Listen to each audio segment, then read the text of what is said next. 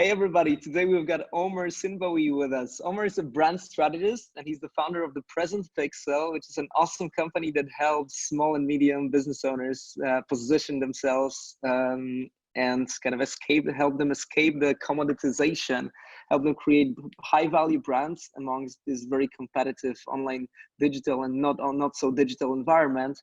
And thanks to Omar's brand strategies, some of his clients were able to get their to escape commoditization and build some strategic differentiation in the market to demonstrate growth potential. And because of that, they are able to secure funding as much as $400,000 in the case of a brand called Advos. And some of his brands are also able to build some stronger customer loyalty because of that, which also helps them maximize their lifetime value and impact some real world numbers as well. So welcome, Omar. Thanks a lot for being here. Thanks, Matt. Thanks for having me as well. Yeah, also some e-commerce entrepreneurs, I'm sure that they will be surprised to see this topic happen on this e-commerce podcast because it's such a divisive topic, branding. Because I see that we've got people on two sides of the spectrum. On one hand, you've got the typical e-commerce marketers, typical affiliate marketers as well, who they think that branding is something irrelevant, that you should just double down on the ads. Things keep working and they reach a certain level, but then I feel that lack of coherence in what they do and lack of branding strategy is something that holds them back from from reaching the next level in their business's potential. On the other hand, you've got business owners who, from the very startup, all they do is focus on branding, and they do those little tiny tweak, and they fall into the perfectionist trap in the branding side, which is holding them back from taking action and increasing the speed of implementation and testing, right? So what is the truth, Omar? Tell us, what is, from your perspective, how does branding translate into the how does branding influence the business's bottom line, and what is where is the sweet spot between those two sides of the spectrum that I mentioned? Sure. So I think this is a very interesting topic because, as you've mentioned, it's almost like it's a battle between two types of businesses, right? We have a business that is just all about branding. They're like, guys, forget about marketing. It's all about branding, and we're going to succeed this way. And then you have another type of business that is all about just marketing. They're like, guys, we're going to just push out campaigns. We're going to be like, succeeding with marketing. Forget about branding. Branding is, is like woo-woo stuff and all that kind of stuff. And to be honest, the truth is a combination of these two factors playing together. Branding and marketing are like brothers and sisters. They are siblings. And they work together. So it's not that it's just like it needs to be either branding or either marketing. You need to find a balance. Like every business needs to find a balance between branding and marketing as a perfect formula, or a combined formula for their business success. That's how I see it. Again, it's the middle point. It's not too extreme branding or not too extreme marketing. Mm-hmm. So why branding then? What are the what can branding help e-commerce businesses achieve? And right. How does that translate into real numbers? Let's talk specifics, right? Because we want to also stay away from the woo stuff, right? Sure. So the way that branding particularly works, first, I think we kind of need to understand what branding is in order to understand the impact it makes. Sure, let's talk about that. Yeah, and just a quick question asking you here, what do you think branding is? What a branding is? Branding is some kind of, to me, it's some kind of identity, is some kind of story through which you can help your customers understand what you are and what you are not, and that helps them understand where you stand and who they're buying from, right? Sure. So that's close to the truth. So the point is, I think a lot of people confuse branding for a lot of different things. And for example, so if we speak about a business's identity, Actually, a business's identity is not branding. It's part of branding, but it's not branding. Storytelling. Storytelling is also part of branding, but it's not branding. And the way that, or the closest definition, if you want to say, to branding is, I think Jeff Bezos, he says that branding is what other people say about you when you're not in the room, right? And this is true. A lot of people say a brand is a reputation. It's a promise that you have with your customers. But the truth is, branding is actually, it's a person's feeling about a product or a service or a business. And the way that you influence someone's perception of a business is actually branding.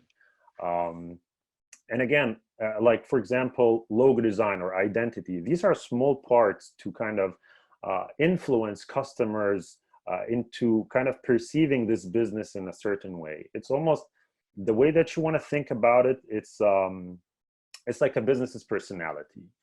So for example, you as a person, Matt, you're consistently communicating certain values as you are dealing with people on a daily basis, right? And people have this, they form this mental idea about who is Matt and what values he stands for because of his consistent activities. Like, he likes these cars, he likes these types of restaurants, he likes to dress in a certain manner. And then people start to kind of, have this idea of who you are. And it's the same in business, like the same way you dress is going to influence how people are going to perceive you. The same way you're going to speak, you're going to be consistently communicating different values. This is how you start to influence the market and to influence the customers.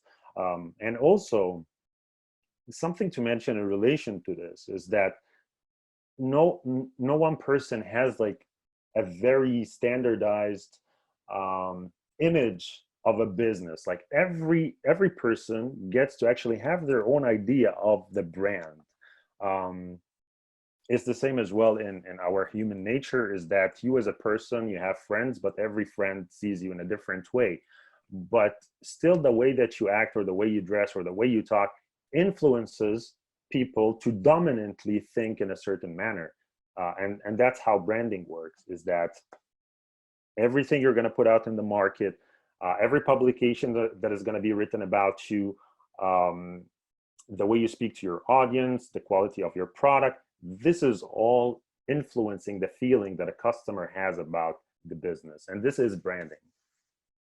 Gotcha. So we've got some kind of definition. And then you mentioned that there are certain different areas within branding. So what are those, and what is each one preoccupied with? Sure. So branding is really, it manifests in so many different areas in a business. And if we had to dissect them from, like the general part and going into the depth, the general part is that the branding works internally, as inside the business, as a company culture, and how you form the team and what your team stands for. And then there's externally, like what is it that you project outside, the customers that you're dealing with. So this is almost like the general way of breaking branding, internally and externally. And internally, again, it goes into the company's culture. It goes into how you form your team, what bonds you together. This is all in relation to branding for the internal, from the internal aspect. Of course, this also goes into the brand strategy part. So this is, I would say, this is almost like the first thing that a business needs to start with in general when it comes to starting their branding process, is that they need to think about strategy. They need to understand, like, how are we positioned? What's our messaging? What's our voice? And this is going to actually help you to set out your brand values, and to help you understand if that, for example, if you're hiring a team member, that helps you to understand if that person is aligned with you, if he stands for the same value, if he is actually going to add value to your company's culture as a person who joins the team. So again, it starts with brand strategy. Internally, goes into the company's culture. Externally, of course, it can go into so many different aspects of the business. It goes into every touch point that the business goes through or the business has. So for example, the product. Let's start like you're doing e-commerce. So I'm sure that you have a lot of businesses who have a lot of B2C products. And Yeah. these products probably, yeah, like the way that they're going to position the product, the packaging of the product, um, how they're going to actually, like the naming, the logo, the identity of the business. This is all external things, external factors, but it starts with strategy. um, and it goes into the depth of no limitations up to the website, up to the um, copywriting of the website. So it goes into so many different parts, almost into every area of the business or every touch point the business has. Gotcha. So how does a business then know if they've got a problem with branding, right? What are the symptoms that could, that we could identify as potentially triggers for, hey, we need to work on our branding? Sure. So there are several, I would say, there are different symptoms for different types of businesses. For example, I would say that people start to understand the value of branding, particularly when they are about to start to market.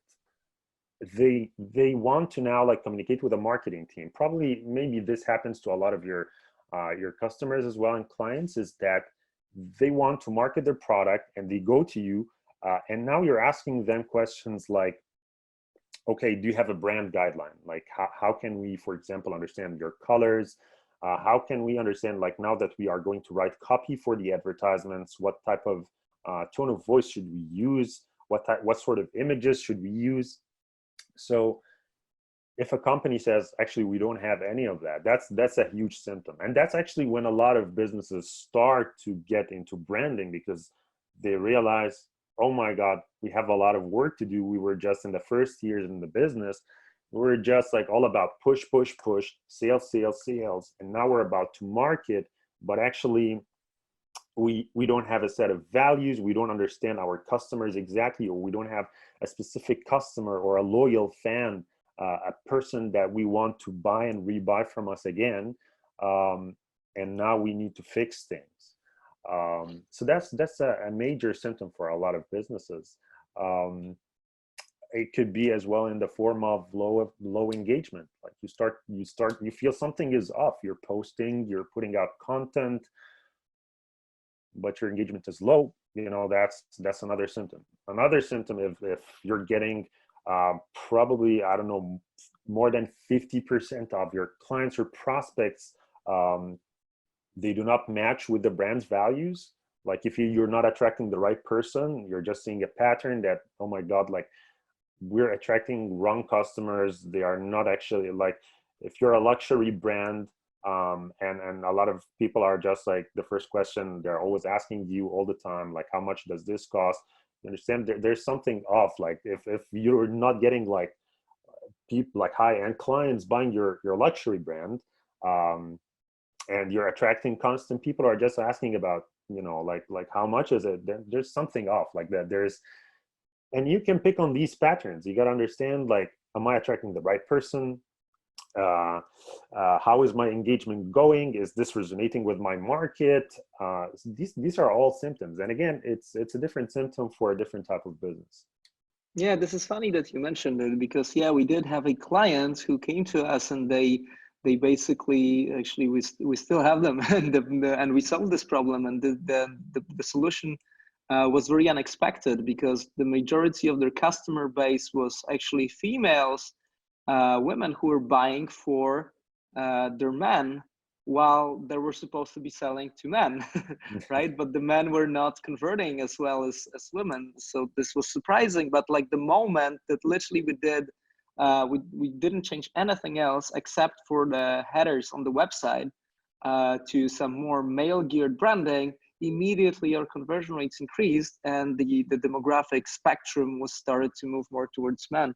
So this is where I definitely see some brand strategy would be very, very useful to really understand, who we should be selling to and stuff like this. Another also use case that I noticed for branding, and that's also one of the reasons that I reached out to you as well, was that some of the prospects that come to us and they want help with marketing, they used to sell on Amazon, and they've got a store, and they've tried to and they want to expand out of Amazon. They want to get rid of all those Amazon fees and all this unpredictability of the algorithms, of all those hassles and lack of ownership of their email lists. They want to build up their own brand. So they created an online store, and they start selling, and things just don't work, right? Because they are trying to replicate this Amazon strategy that relies primarily on, hey, here's the product, I want to position my product out of something else. There's no creatives, there's no such thing. You just want to compete on price, you just want to compete on the value of your product. And then they're trying to replicate the same strategy on their own brand, and they're trying to sell social media, right? While for social media, the selling strategies are completely different to the Amazon strategies, right? So that's when I usually tell them, guys, you need to fix your brand. You don't have a story to tell. You don't know how to communicate. You have no basis to create any kind of differentiation about this product that's different from what everybody else is doing, right? So this is also a common issue that I notice for the businesses. So that's definitely something that branding can help with, right?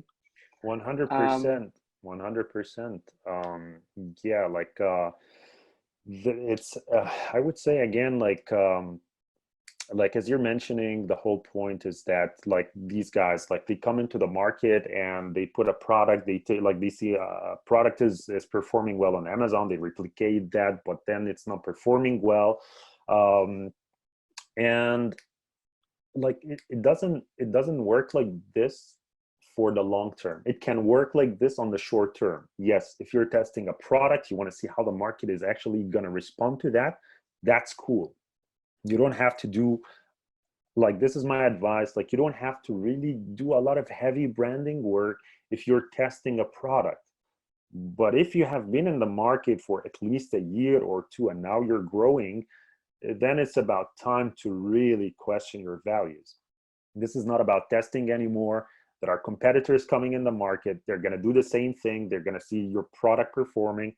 They're not going to have a brand. They're going to take the product, they're going to put it out there, and now you're all competing just on like pricing. And now you're thinking, if from a business perspective, how can I like probably minimize, like lower the cost of my product? Like your thinking itself is your mindset is limited to the pricing point, but you're not thinking of how can I really actually differentiate my business, differentiate my product? How can I make people actually understand that this business is different and this business provides more than the product? And this is when particularly branding comes, is that when you start to think of questions like, what does my business offer really beyond the product?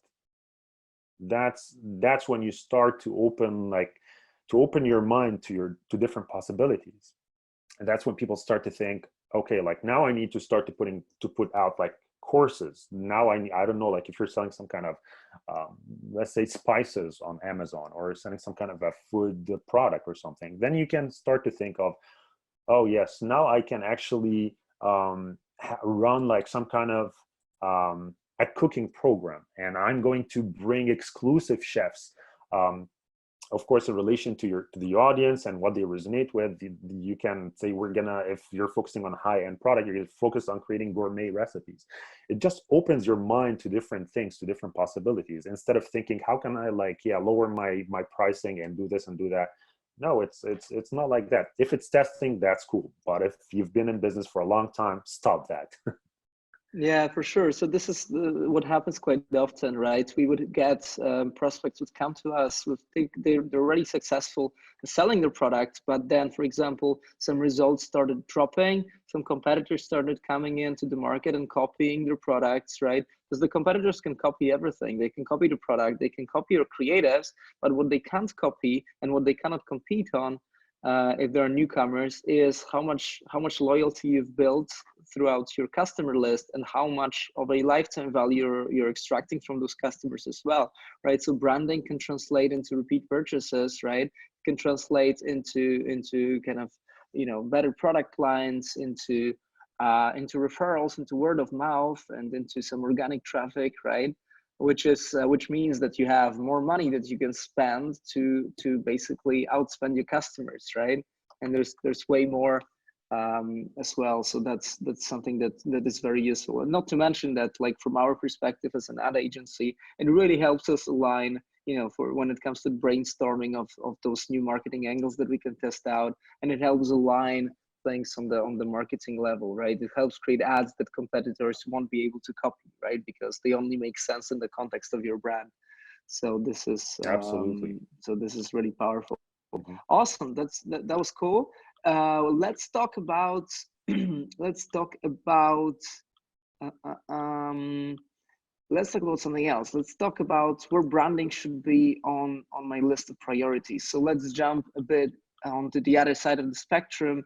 We've got people who are, overly concerned about the brands, and they kind of sometimes I feel that people confuse branding with perfectionism, and those little tweaks to the colors or the fonts that really slow down the testing process, especially when you're in the early phases of your brand. So what's your take on that? How important really branding is, and like what are the real kind of 80-20 aspects of branding that brands that are, let's say lower than 8 figures should be focusing on?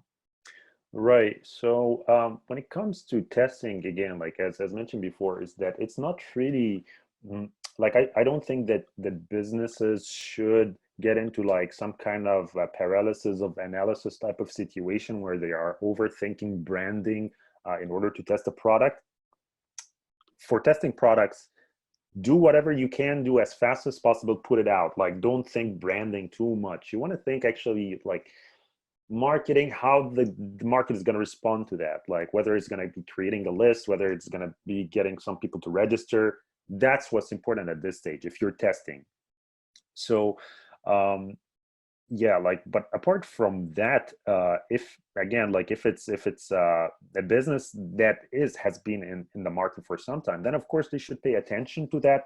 But again, it's not that it should be a case um, of really holding back for a long time in order to start marketing.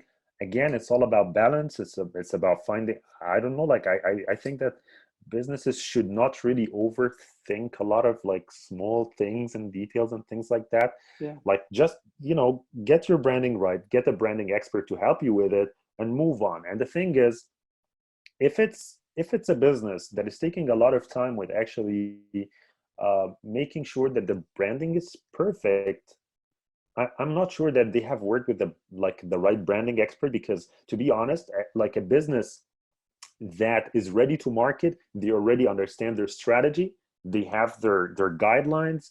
It should be like everything should be mentioned in a document that just directly goes to you, and it requires almost minimal effort from the business to be communicating that.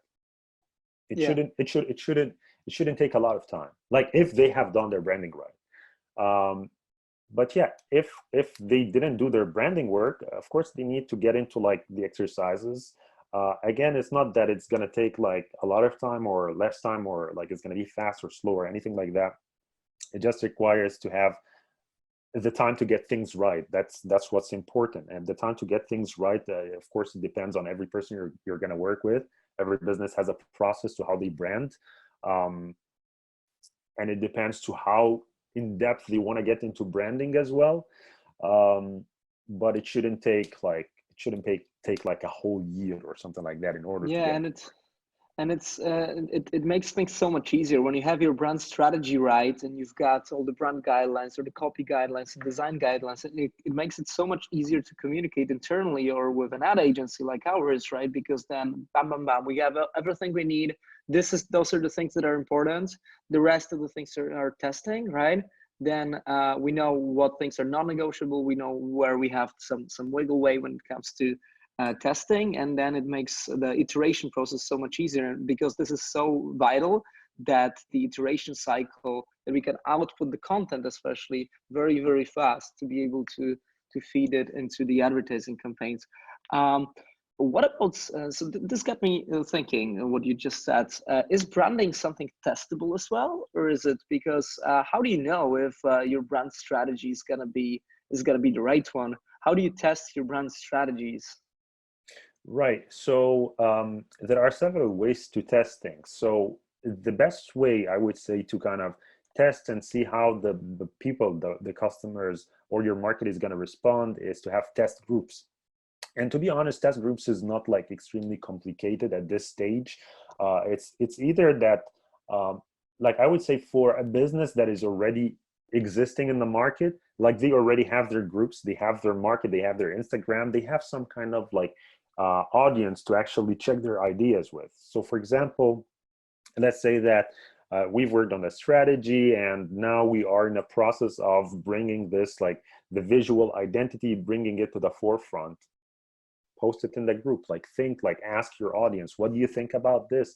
Usually when it comes to branding, like we provide different options, we provide different solutions, and you can take these solutions and ask your market, which one do you like the most? It becomes a process of creating together, rather than just like me creating and testing out in the market. So that's the best way to kind of make sure that the customers are doing something that they like. And this is best in the case of a business that, again, that has been in the market for some time, or they have some kind of audience to kind of test their ideas with. And it's almost the best type of brand building process, because you build with the customer rather than just me building and putting it out there. Great. So let's talk about this process. So how do experts like yourself solve the client's branding problems? What is the process like? Mm-hmm. Sure. So the process, like when it comes to any problem, right? When it comes to any problem, I think the best way is to sit down with the business and to really hear what are the challenges that they are facing. And like when a business comes and speaks to you, like usually they are speaking to you because there's some kind of a problem. Like maybe you get a business that has been in the market for 2 or 3 years, and now they're thinking like, now I want a new logo, or I want to like change the brand identity or something like that. And you sit with the business owner, and you have to really understand like what is the underlying challenge, what is the problem, like why do you want to change the logo, why do you think like this is the problem? So the first thing is, of course, analysis and figuring out what are these underlying challenges that the business is suffering from. Is it that your sales are low? Is it that there's a new competitor, he's taking a lot of business and you're aware of that? And we need to be aware of these challenges. Once we get an understanding of the challenges, then we start to tackle that with a brand strategy. Like in a brand strategy process, I would say brand strategy does get into many different aspects of the business, and you start to actually take into consideration the problems that the business is facing, and also the goals. Like I think it's important to understand the challenges, but also understand the goals of the business, whether it's going to be a change of identity and the goal is to actually acquire more customers or to get more engagement or more sales. We need to figure that out. Once we get an understanding of the challenges and the goals, and then we start to condition ourselves in that strategy process to actually constantly think of these challenges, these goals, in order to make sure that we're aligning the strategy with these goals. And yeah, like again, strategy is composed of several exercises. For example, like I would say we dive into things like the market segments. We get to understand the market segments. We get to dive into the customer avatars. And I would say that the customer avatar is actually one of the most important exercises any business should get into, because it's almost like any challenge or any problem that the business is facing, plus the goals that they want to achieve is always in the hand of the customer. Like it's not some kind of like you're going to solve it with a magical potion or something like that. It's all about like really getting into like that customer. What is it that he wants? What's his problems? How can I So bring do him? you go as far as to talk to the customers? Is this where the customer groups come into place? So this could be tackled in many different ways, whether it does require actually surveying, like to go to the customers. Also, in the case of existing businesses, it could be in the form of putting a survey, asking some customers, at least 10 to 20 people, have a list of questions and ask them. Another way to do it is actually, this is where the benefit of marketing comes as well, is data analysis.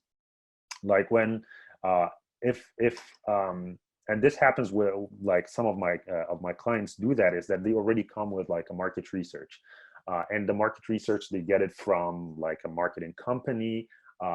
We get all the data, we get to see it, like who are actually like the exact age groups, what are the exact challenges. Also, like a tip here to give, especially in the case of e-commerce businesses, the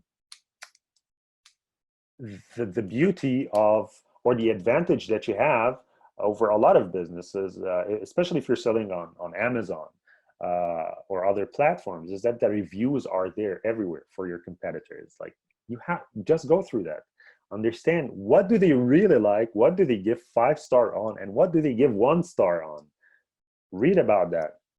That's going to give you a lot of ideas about what are the possible challenges, or how can I tackle this, how can I actually bring a solution that is going to solve this issue for my customers. So reviews as well is a good way to understand this. Market research, surveying, all of these are good ways to actually condition the avatars, or to create the avatars. And from there, once we get an understanding of the customer, we get an understanding of their challenges, we get understanding of the risks as well of not solving these challenges, then we start to think of, okay, how can I tackle this? How can we solve, like if we are doing a rebranding for this company, how can I tackle this particular problem? Do I need better customer service? Do I need better communication? How can I get closer? Do I need to actually survey my customers after their purchase and see what is it that they like, so I can bring them more of the products that they like? It really depends.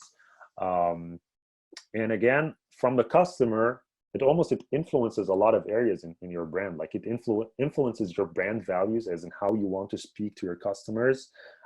If that customer, and I think now like everything is really open these days, that it's very easy to get information in relation to any person. Like see what does this person like, as in terms of other brands, and ask yourself, why do you think this person likes these brands? Like there's a pattern to our selection of brands, or the things or the products that we buy. For example, I'm a person I'm on a plant-based diet. So I mean, like it's very easy to think, okay, that person is like, he likes organic stuff, he likes vegan stuff, vegan products, he likes, like there's some kind of like, already you see there's a pattern in the way that I purchase my stuff, because I stand for very specific values, and the products that I buy need to stand for these values, because that's a business relationship. And I want to nurture my values. I want to feel that I'm doing something right, etc. It's the same with other people. Like, see what is it that they like, as in terms of their patterns, what type of brands, and ask yourself, what is it that they really like about this brand? And you will start to get insights about how you can position your brand, and how can I do my messaging? What type of story does this person is going to resonate with? And yeah, this is how you can tackle strategy. So again, it starts from challenges and goals, and then the customer, and then you start influencing everything in this orchestra. Gotcha. So this is in the form of some kind of a workshop that you guys do it, right? You sit down with the business owners and you chat and you brainstorm and things like that, right? 100%. Gotcha. And then, so I guess the strategy then translates into an action plan, right? So as you mentioned, like branding is influencing so many different things, starting from customer support, internal communication, marketing, website design, logo design, and things like that, right? Mm-hmm. So it sounds like and also some some process that that needs to be orchestrated on the client side. So do you also help on the next stages after the brand strategy? How does it work? 100%. So, so the thing is, like I think, or let's say the people who really appreciate branding, they appreciate it for a very specific factor, and the factor is consistency. So consistency means that I, as a business owner, do not want to dissect many of my operations with different businesses because I care about my brand values, and I want to make sure that my values are consistent from my logo, brand name, the messaging, the copy, the story, the website, my brochure, my flyer, the business card, the letterhead. I want this to be all the same. I want my website to be the same, etc.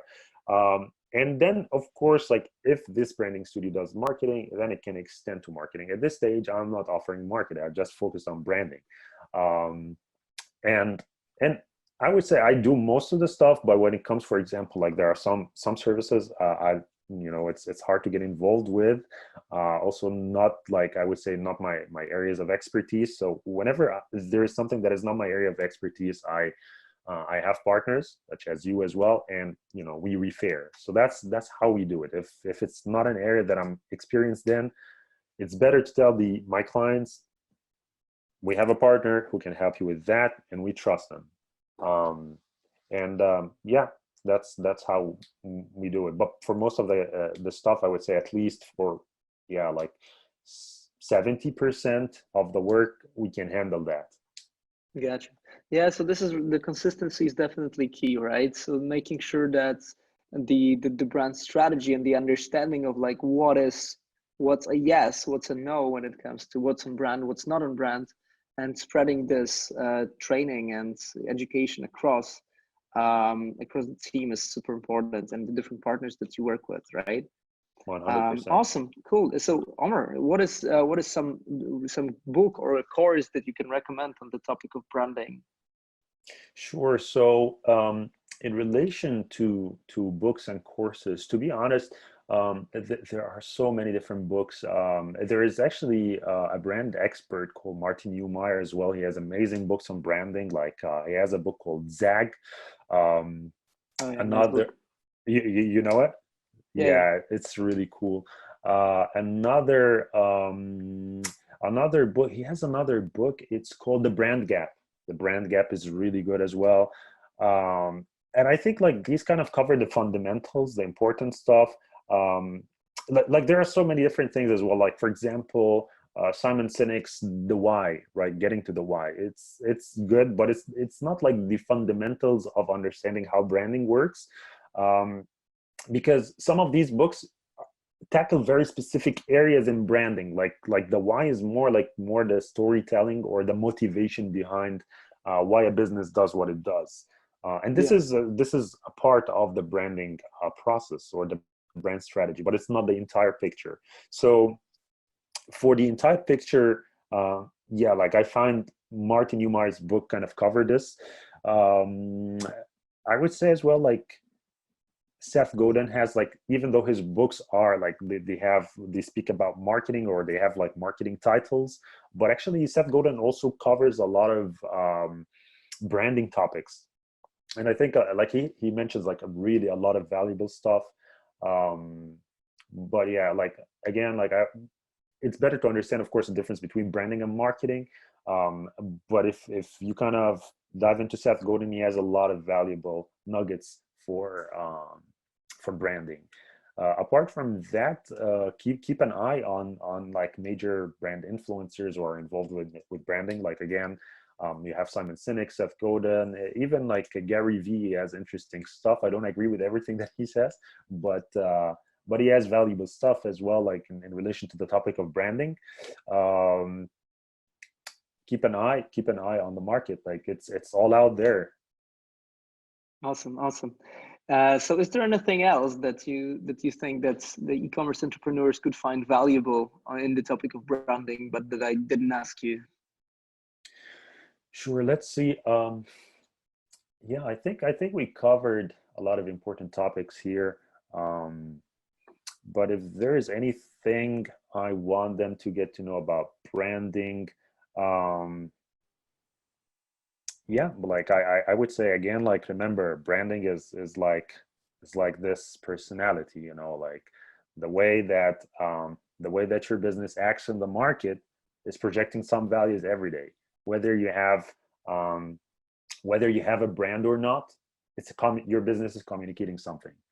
Um, and remember that, especially if, you know, like don't let branding hold you back for a really long time in order to do your marketing. But also remember that that the way that it works is that, you know, like you don't want to invite a lot of people to your house when your house is dirty, which means don't dive heavy into marketing if you have not done a lot of branding work, because you're most likely going to lose a lot of customers. You're not going to get the best ROI on your campaigns. So clean your house, work on your values, work on your strategy, understand your customers, give them value before just saying, let's run campaigns and see how that's going to work. Awesome, and that sounds good. Cool. So if somebody wants to know more, where can they find out more information about you, and how can people reach you? Sure. So people can reach out on, of course, social media, so Facebook or LinkedIn. Um, my name is, it's the same, Omar Sinbawy, and of course on the website www.thepresentpixel.com, and that's how people can reach out. Awesome, man. Thank you. I feel that was so valuable, and especially on such an underappreciated topic, I feel, which branding is in the e-commerce world.